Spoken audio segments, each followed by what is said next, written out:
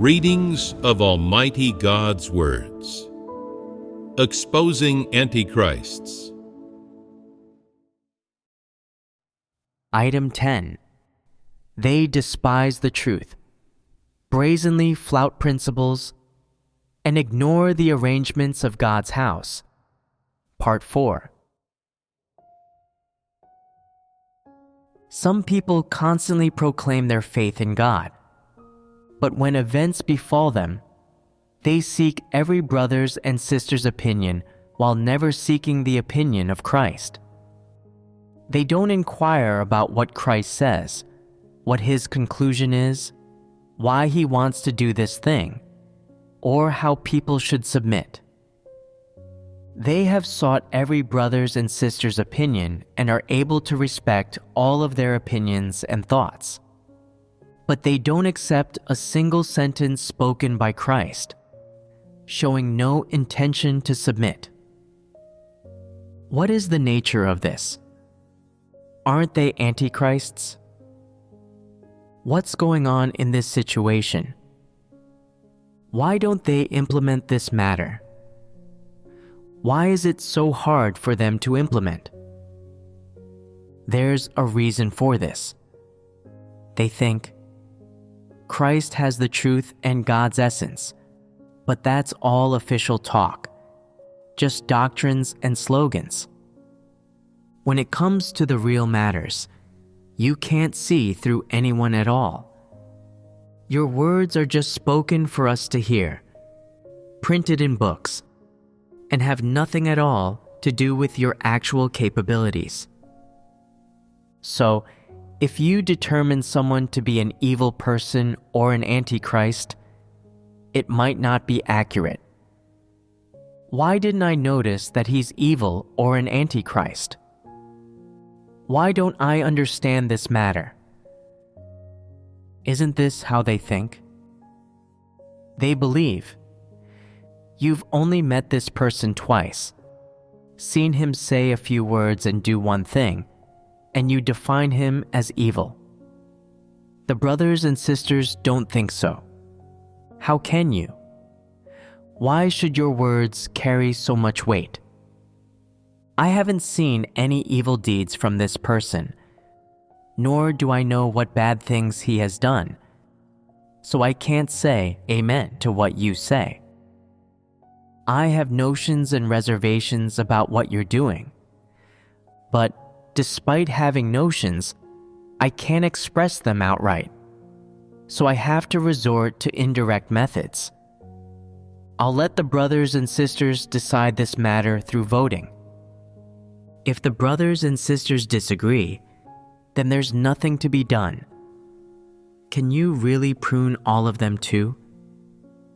Besides, you've only interacted with this person a few times and then you define him as evil. Why don't you give him a bit of a chance? Look how tolerant and loving the brothers and sisters are. I can't be the bad guy. I too must be loving and give people chances. Not like you, so quick to make up your mind about people. Clearing someone out isn't simple. What if the person becomes weak afterward? When facing issues, Christ should protect the brothers and sisters. He should tolerate any foolishness, rebellion, or ignorance of the brothers and sisters, and not be so decisive and unloving. Isn't God supposed to be abundantly merciful? Where has that mercy gone? To define anyone you don't like as evil and want to send them away, that doesn't comply with the rules at all. These are notions, aren't they?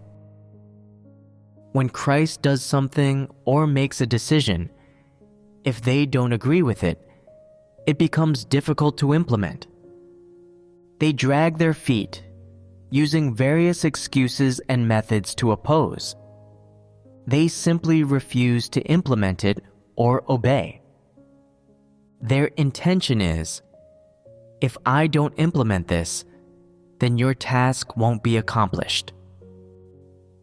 I'll tell you, If you don't implement it, then I'll find someone who can to be leader, and you can go back to where you came from. Shouldn't this matter be handled this way? I sent them away just like that, straightforward and efficient. There was no need to confer with anyone. Some people never understand the truth and always have doubts about God's words. They say, "Is the truth holding power the same as Christ holding power?" Christ's words are not necessarily always right, because he has a human aspect. They cannot accept Christ holding power. If it was the Spirit of God holding power, they would have no notions. What is the problem here? Such people have not the slightest doubt about the God in heaven, but are always doubtful about God incarnate. Christ has expressed so much truth, and yet they do not recognize him as God incarnate. So, can they acknowledge that Christ is the truth, the way, and the life?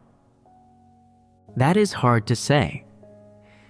Even if such people follow Christ, can they testify for him? Are they compatible with Christ?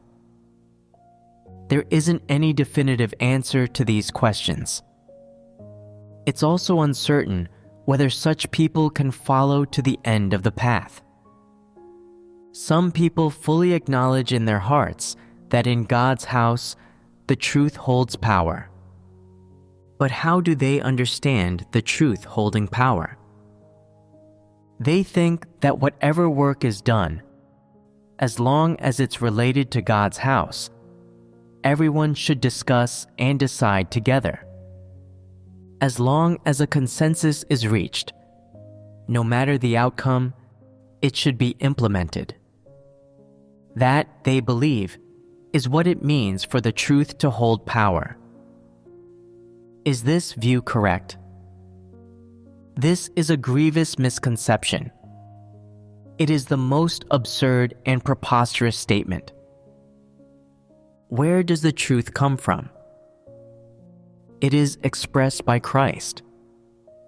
Only Christ is the truth, while corrupt humankind doesn't possess any truth at all. So how can people produce the truth through deliberation?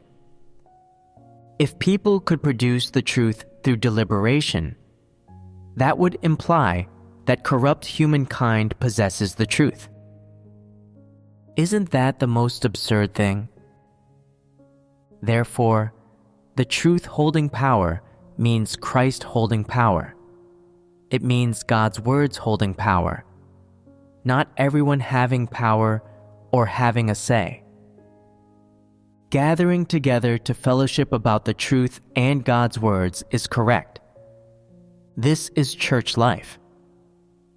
But what is the effect of practicing in this way? It is to let everyone understand the truth and know God's words, to make it so everyone is able to submit to God's words and work according to them.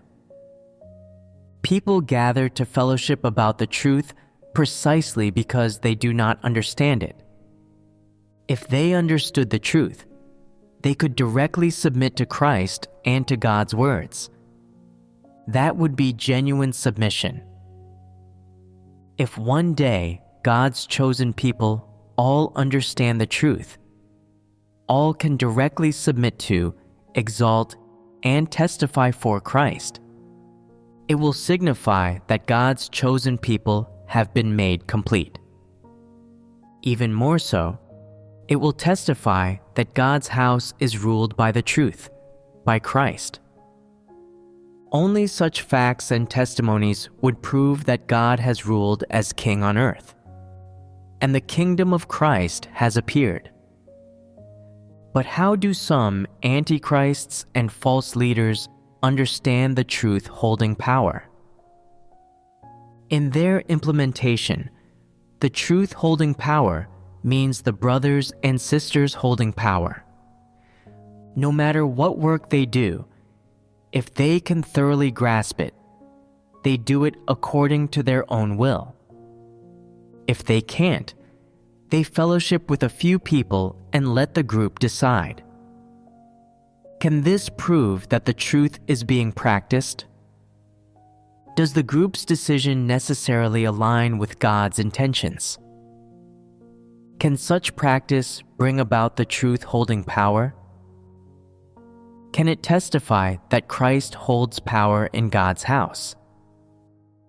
They treat allowing the brothers and sisters to express their opinions, discuss their views, and finally reach a consensus and make decisions as the truth-holding power, implying that the brothers and sisters are the spokespeople for the truth, synonymous with the truth itself. Is understanding it this way correct? Clearly, it is not. But some antichrists and false leaders indeed act this way and implement it as such. They think that by doing so, they are practicing democracy, that they are making a democratic decision, and it should be done this way, regardless of whether it aligns with the truth or not. What is the essence of acting this way? Do matters decided democratically automatically align with the truth? Do they automatically represent God? If democracy were the truth, there would be no need for God to express the truth. Wouldn't it be enough to just let democracy rule? No matter how corrupt humankind practices democracy, it cannot produce the truth through practicing democracy. The truth comes from God, from Christ's expressions. No matter how much a human method may align with human ideas or tastes, it cannot represent the truth. This is a fact. The essence of the approaches of false leaders and antichrists is, under the guise of the truth-holding power, to completely sideline Christ, to replace Christ with democracy, and to replace the rule of Christ with the method of communal fellowshipping and democratic rule. Are the nature and consequences of this easily discernible? Perceptive people should be able to see them. False leaders and antichrists are not those who submit to Christ, but those who deny and defy him. No matter what Christ fellowships in the church, even if they listen and understand, people treat it as just wind blowing past their ears and are unwilling to implement it. Instead, they pay attention to what the false leaders and antichrists say. In the end, it is their words that count. Whether people can practice according to Christ's words depends on the decisions of these false leaders and antichrists, and most people tend to follow them.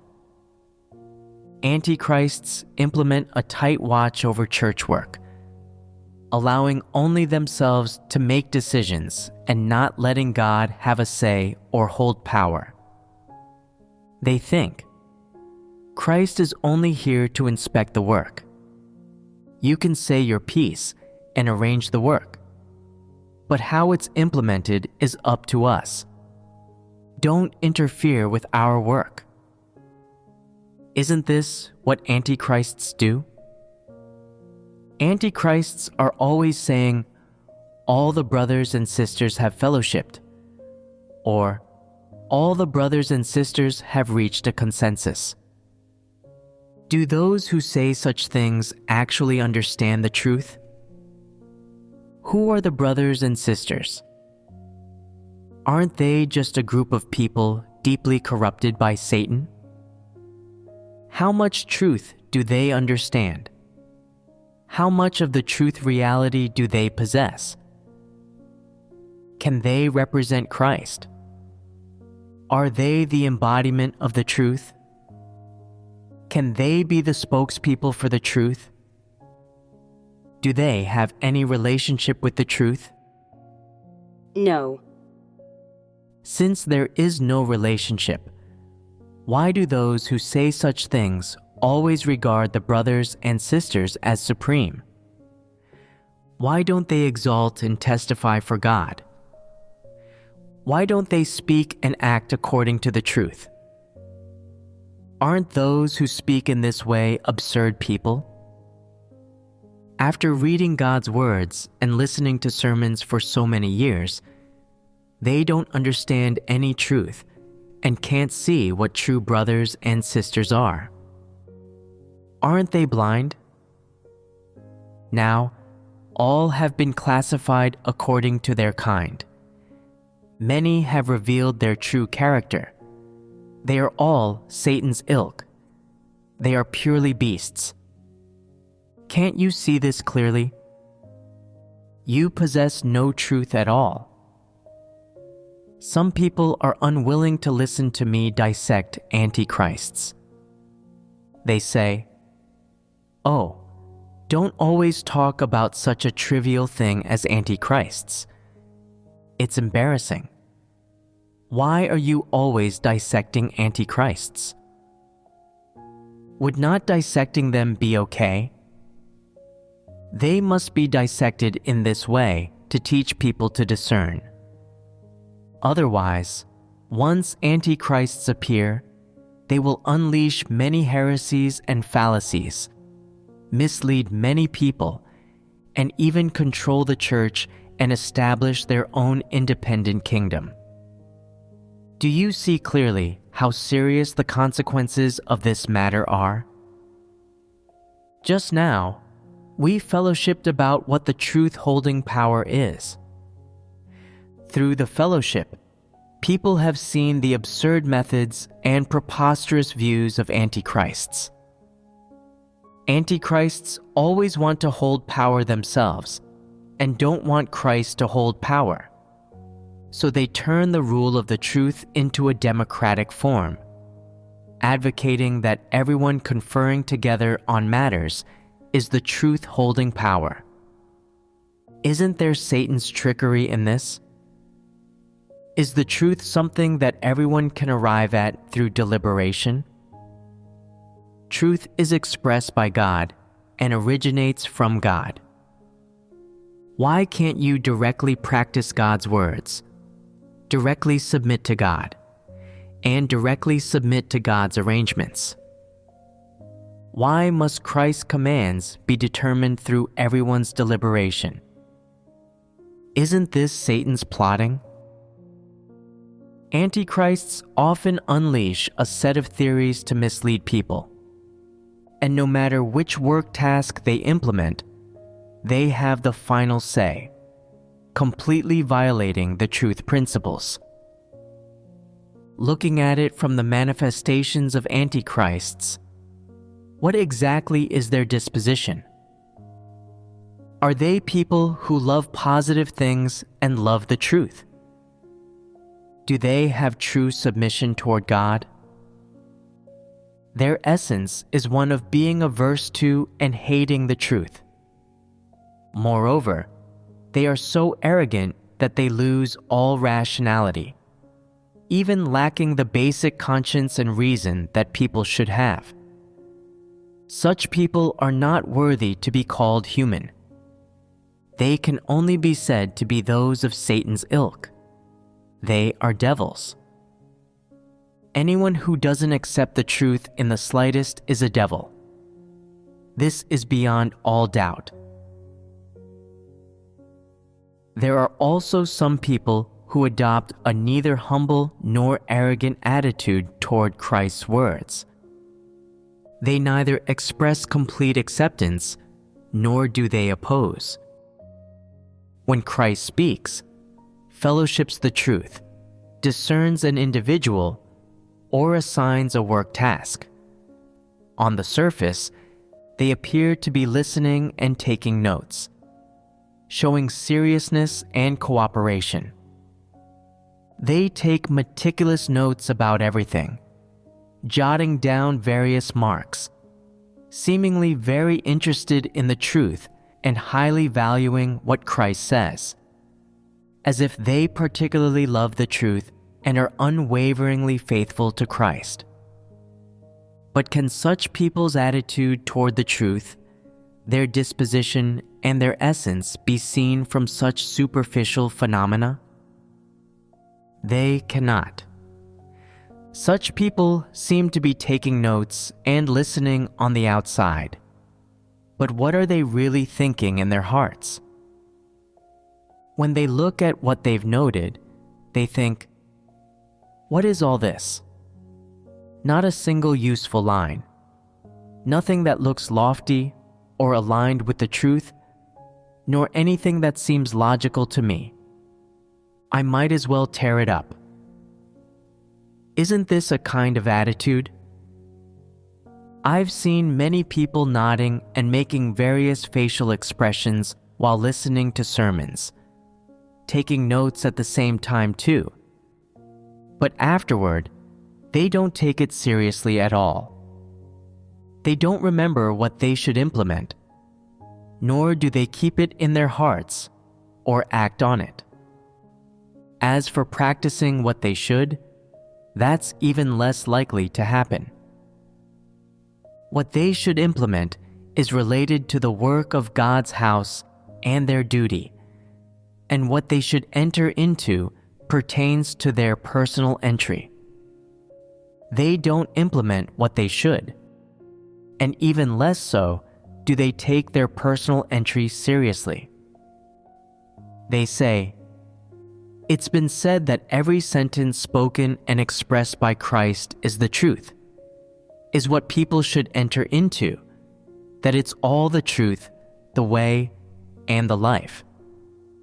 But I don't see any truth or way in what I note down each time, nor do I feel its life.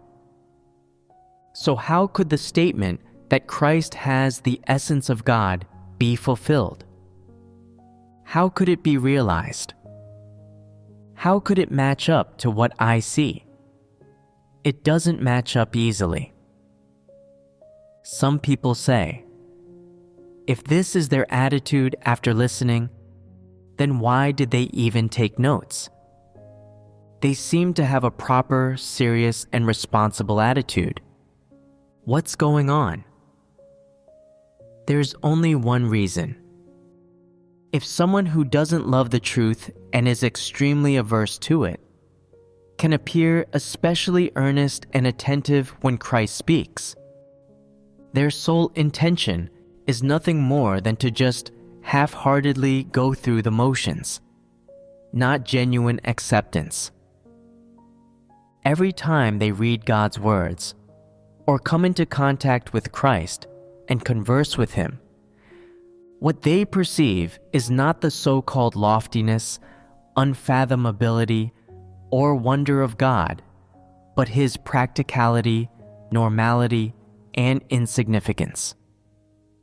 Therefore, from their own viewpoint and stance, it's impossible for them to associate the words of this ordinary person with the truth, the way, or the life. No matter how they look at this person, they just see a human. They can't regard him as God or Christ. So, they cannot possibly treat these exceedingly ordinary words as the truth to observe, to practice, and to use as a guide for living, a goal for existence, and so on.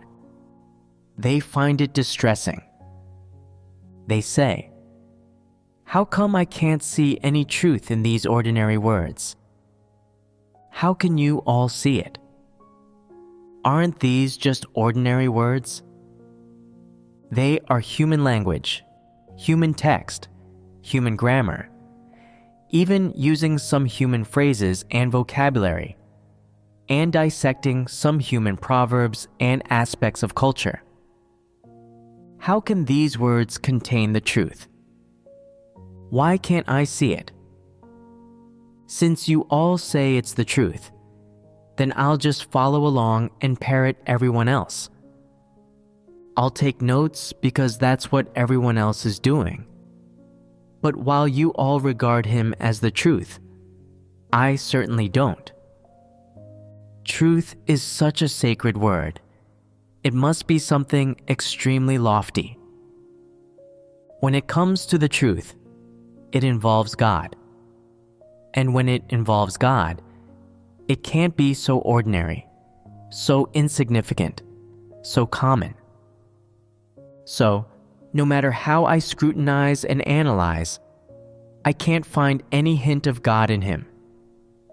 If there's no hint of God in him, how can he save us? It's impossible. If his words can't save us or benefit us, why should we follow him? Why should we implement his words? Why should we live by his words?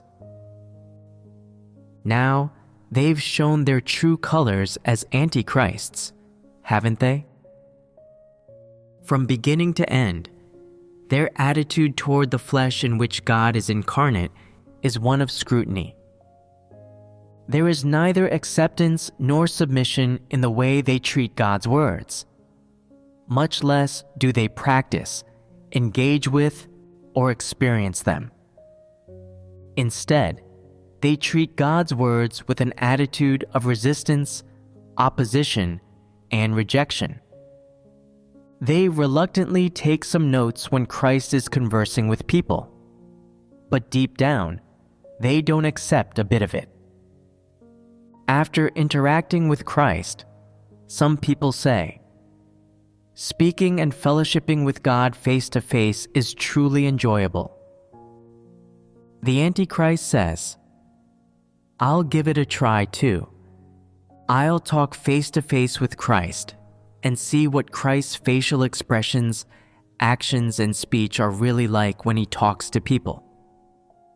I'll see what one can gain or discover from it, whether it's beneficial for people to lay down a foundation and affirm their belief in him as the true God." With such an attitude toward Christ and his words, can they have any real practice or implementation? No, they can't. They're nothing more than spectators come to watch the excitement. They're not at all here to seek the truth.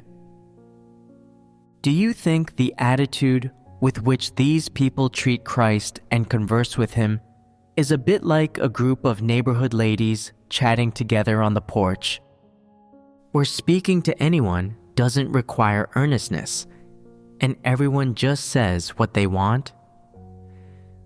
These people treat Christ the same way. You express your views, I'll hold on to mine. Let's agree to disagree. You don't expect to persuade me, and I certainly won't accept what you say. Isn't it that kind of attitude? What is this attitude? Disdainful and irreverent. These people are strange. Since you don't acknowledge Christ as the flesh in which God is incarnate, then why do you believe in and follow him?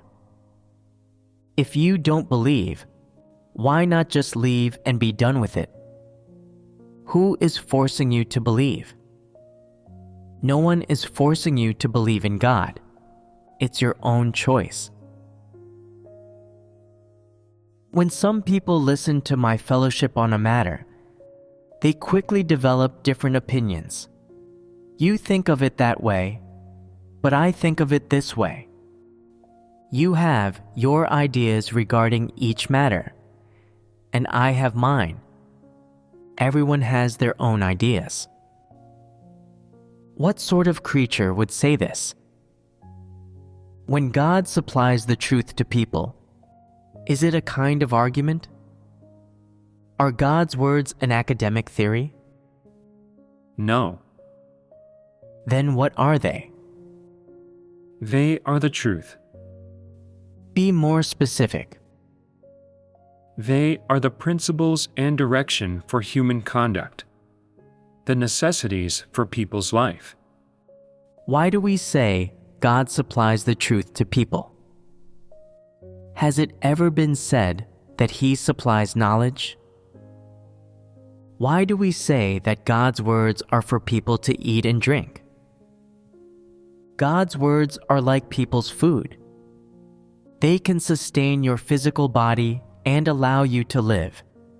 And moreover, they allow you to live well. They allow you to live with the semblance of a human. They're life for a person. God's words are not a form of knowledge, an argument, or a saying. Knowledge, arguments, and human traditional culture can only corrupt people. People can live with or without them. But if one wishes to live and become an up-to-standard qualified created being, they cannot do so without the truth. So what exactly is the truth? It's the criterion for comporting oneself, for acting, and for worshiping God. Right? That's more specific. Do antichrists see it this way? They don't accept this fact. They object, resist, and condemn this fact, so they cannot gain the truth. In their thoughts and views, they think, you're just an ordinary person. You say one thing and other people go practice according to your words. So why can't I say something correct and have people go practice it too? Why is it that what you say is always correct and what I say is always wrong? Why are your words considered the truth while mine are considered knowledge and doctrines? It's not based on anything. It's a fact, and that is determined by essence.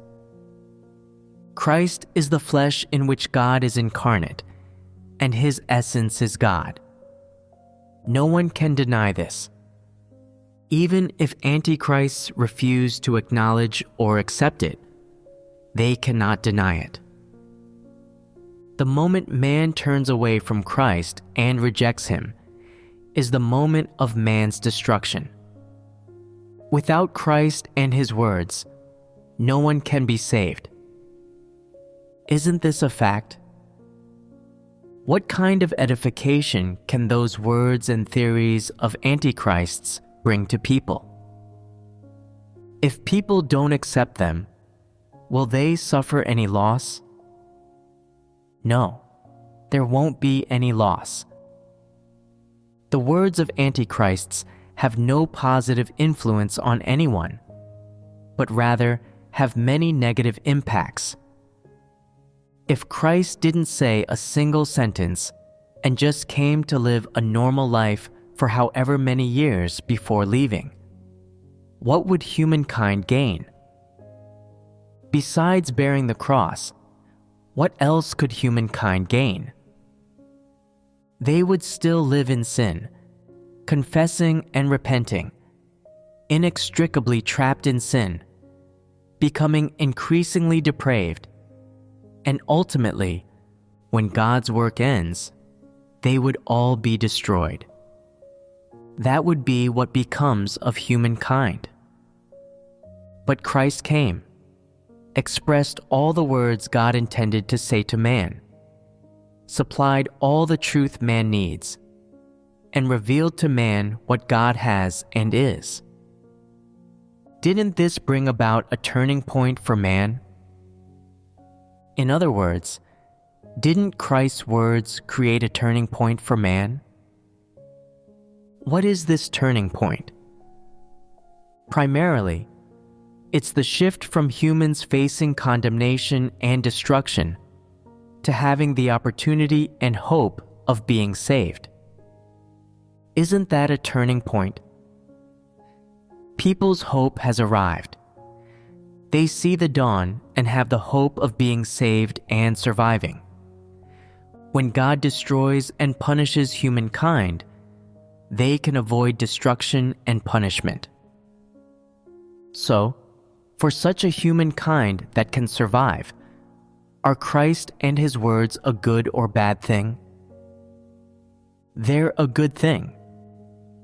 For antichrists to be so hostile toward and loathe such a Christ, such an ordinary person, this much, is determined by their essence.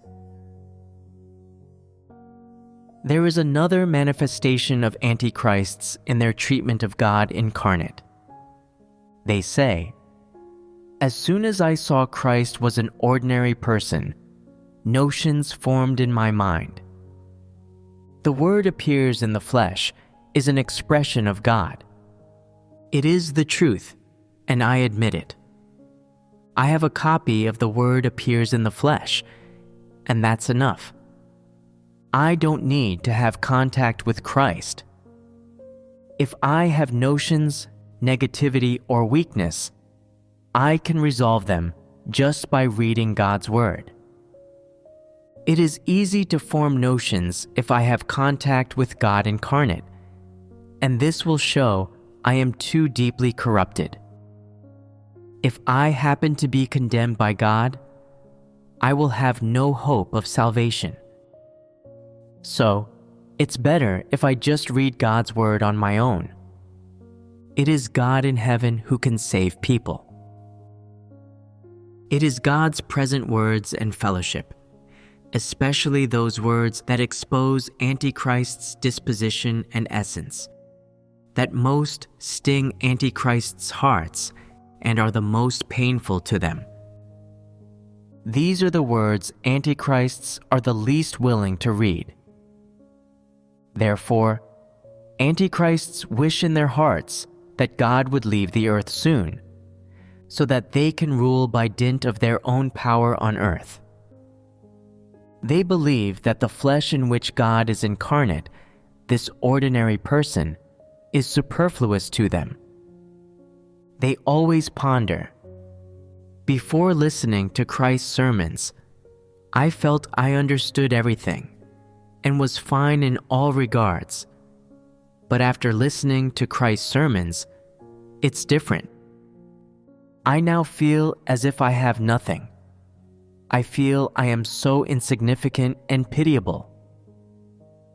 Therefore, they determine that Christ's words are not exposing them but others, and think there's no need to listen to Christ's sermons, that reading the Word appears in the flesh is enough. In the hearts of Antichrists, their main intention is to deny the fact of God becoming flesh, to deny the fact that Christ expresses the truth, thinking that in this way there is hope for them to be saved through their belief in God, and they can reign as kings in the church, thus satisfying their initial intention in believing in God. Antichrists have an inborn nature of resistance to God. They are as incompatible with the incarnate God as fire and water, in eternal disaccord. They think that every day Christ exists is a day on which it will be hard for them to shine, and that they are in danger of being condemned, eliminated, destroyed, and punished.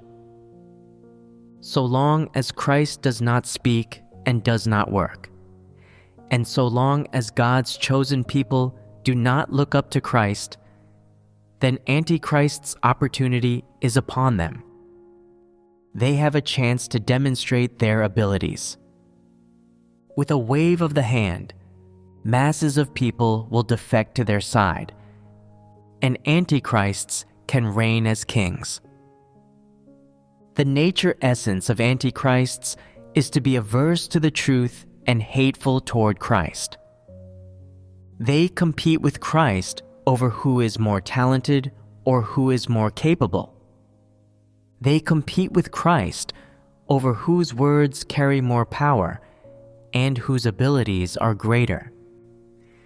As they are doing the same thing as Christ, they are out to make others see that although they and he alike are human, Christ's abilities and scholarship are no better than an ordinary person's. Antichrists compete with Christ in every way, contesting who is better, and trying to deny from every angle the fact that Christ is God, that He is the embodiment of God's Spirit, and that He is the embodiment of truth. They also think of various ways and means in every area to prevent Christ from holding power among God's chosen people, to prevent Christ's words from being spread or implemented among God's chosen people, and even to prevent the things Christ does and His demands of and hopes for people from being realized among God's chosen ones. It is as if when Christ is present, they are snubbed and are condemned and rejected by the church, a group of people put in a dark corner. We can see in the various manifestations of antichrists that by essence and disposition, they are irreconcilable with Christ. They cannot be under the same sky as Him. Antichrists have been inimical to God since they were born. They are out specifically to resist God, and they want to defeat and vanquish Christ. They want all the work Christ does to be in vain and for nothing, so that in the end, Christ will not gain many people, and so that no matter where He does work, He will get no results. Only then will Antichrist be happy. If Christ expresses truths and people are thirsty for them, seek them, gladly accept them, are willing to expend themselves for Christ, to forsake everything and spread Christ's gospel, then Antichrists grow despondent and feel there is no hope for tomorrow, that there will never be a chance for them to shine, as though they were cast into hell. To look at these manifestations of antichrists, is this essence of theirs to fight God and regard Him with hostility inculcated in them by someone else? It absolutely is not. They are born with it. Therefore, antichrists are a type of person that from birth is the reincarnation of the devil come to earth. They can never possibly accept the truth, and will never accept Christ, exalt Christ, or bear witness to Christ. Although by appearances, you will not see them publicly judge or condemn Christ, and although they can compliantly exert some effort and pay a price, as soon as they have a chance, when the moment is ripe, Antichrist's irreconcilability with God will show itself. The fact that Antichrists fight God and establish an independent kingdom will become public. All of these things have happened before in places where there are Antichrists, and they have been especially frequent in these years when God does His work of judgment of the last days. Many people have experienced and observed them.